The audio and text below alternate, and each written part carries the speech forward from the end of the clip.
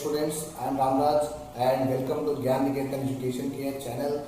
So today I will teach you the lesson of the lost child. Previously I had taught you about this lesson of 2 paragraphs. So today I will teach you the next paragraph of this chapter, the lost child. And Munraj Anand is the writer of this chapter. So today we will learn and we will understand the Hindi meaning of sentences.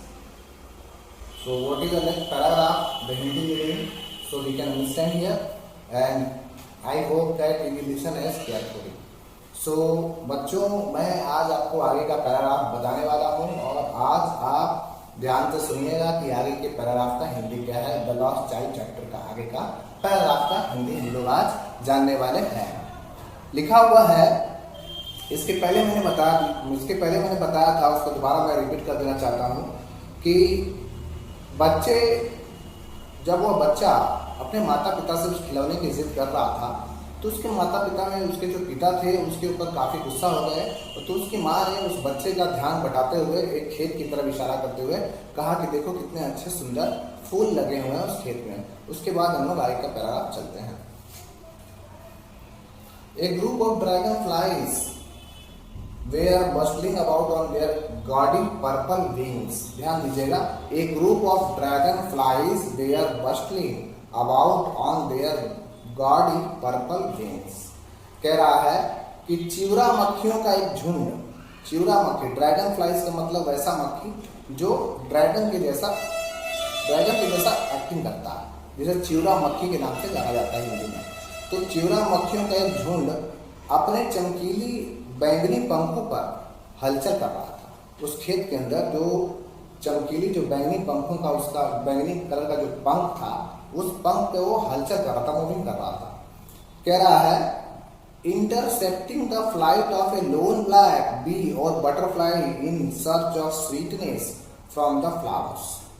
कह रहा है कि किसी अकेली काली मक्खी या तितली बोल सकते हैं, कोई भी अकेली या काली मक्खी तितली जो शहद के तलाश में क्या कर रही थी, flight on the long back bee और butterfly in search of sweetness from the flowers. वह जो मक्खी थी, वह मक्खी फूलों का मीठा रस चूसने के लिए इधर उधर फूलों पर मंडरा रही थी और बच्चा उसे देख रहा था। The child followed them in air with his gaze. बच्चा उसका पीछा करता, जैसे जैसे वो मक्खी इधर उधर चलती दौड़ती, फूलों का रस चूसने के लिए एक फूल से दूसरे फूल पर बैठती, तो बच्चा क्या करता, उसका पीछा करता, उसको पकड़ने के लिए उसके पीछे पीछे दौड़ता।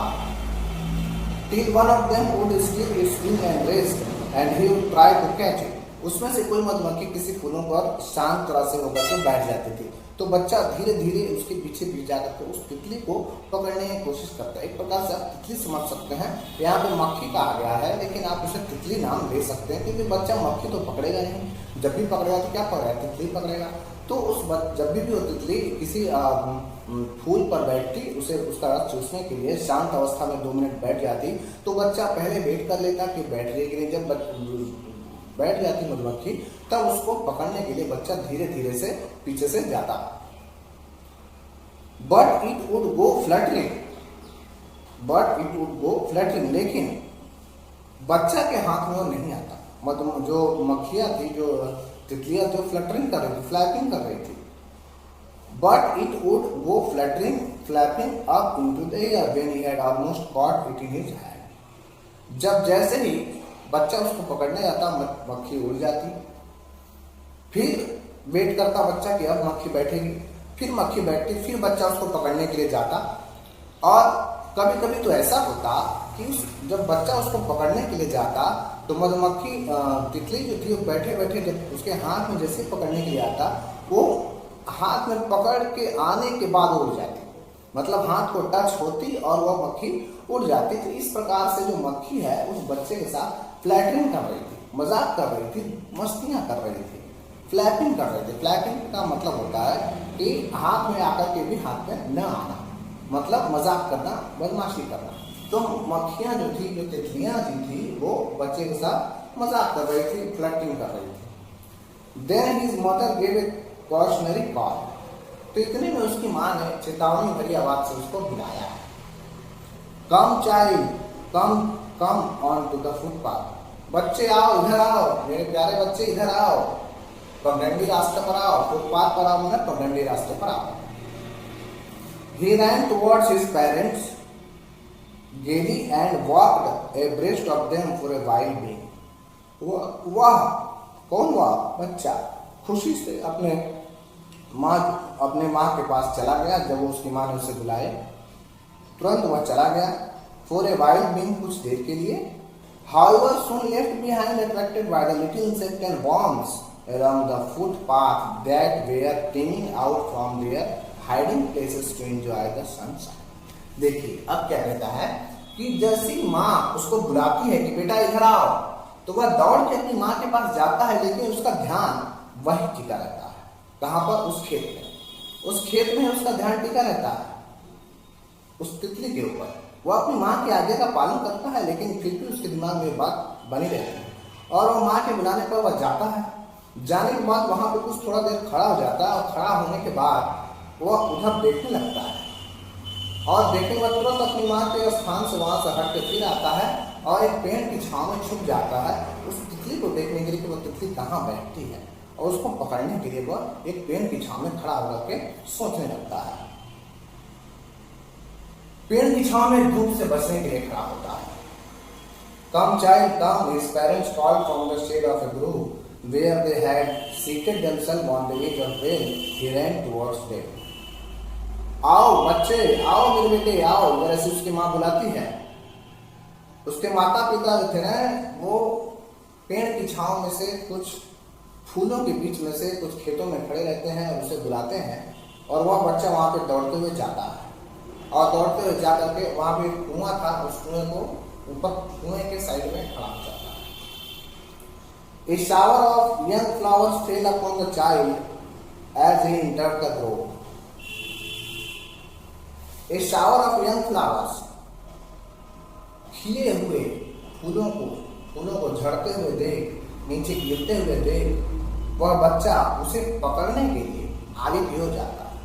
मतलब सीधा कहानी का अगर अर्थ बताया जाए तो ये कहानी का ये अर्थ होगा कि बच्चा जब उसकी माँ उसे बुलाती है कि बेटा इधर आओ, तो वह अपनी माँ के पास दौड़ते हुए जाता है और वहां पे खड़ा हो जाता है। उसकी माँ और उसके पिता इधर उधर खेतों में राउंड अप करते हैं और राउंड अप करते समय उसके अपने बेटे को बुलाते हैं। उसका बेटा उनका आता है, फिर उनका बेटा दौड़ते फिर चला जाता है। तो क्या होता है कि वहाँ पे कुछ हवा से जो फूल रहते हैं वो फूल झड़ते हुए उस फूलों को पकड़ने के लिए वो बच्चा आगे की ओर दौड़ के जाता है।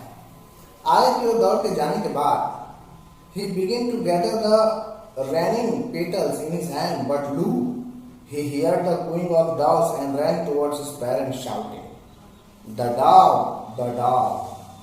The raining petals dropped from his forgotten hands. क्या होता है, जैसे ही बच्चा उस फूल को पकड़ने के लिए जाता है, मतलब कैचअप करने के लिए जाता है, तो अचानक वहां से एक आवाज आती है, बट लू लू लू आवाज आती है, मतलब एक कबूतर है। यहाँ पे एक कबूतर का व्याख्या किया गया। द डॉव का मतलब यहाँ पे कबूतर बताया गया। एक कबूतर एक आवाज निकलता है, लू लू करके एक आवाज निकलता है, जिससे वो बच्चा काफी डर जाता है और जो हाथ में पकड़ने वाला फूल रहता है उस फूल को छोड़ देता है और छोड़ करके अपने वापस डर से, वो बच्चा हाथ में डर से फूल को छोड़ देता है और तो वापस भाग करके अपनी माँ के पास आ जाता है और कहता है कि वहां पे पाकता है, पाकता का नाम दिया। पाकता मतलब कबूतर। कहता है कि वहां पे कोई पक्षी है जो मुझे डरा रहा है। मेरी माँ, मेरे पिताजी, एक पक्षी है जो मैं उस फूल को पकड़ने गया तो वह पक्षी मुझे डरा रहा है, उस फूल को पकड़ने से रोक रहा है। ऐसा बच्चा अपनी माँ और पिता से कहता है। ठीक है, तो आगे का कहानी मैं अगले वीडियो में बताऊंगा बच्चों। तो तब तक के लिए धन्यवाद और तब तक के लिए आप इसको आगे रीड कीजिए।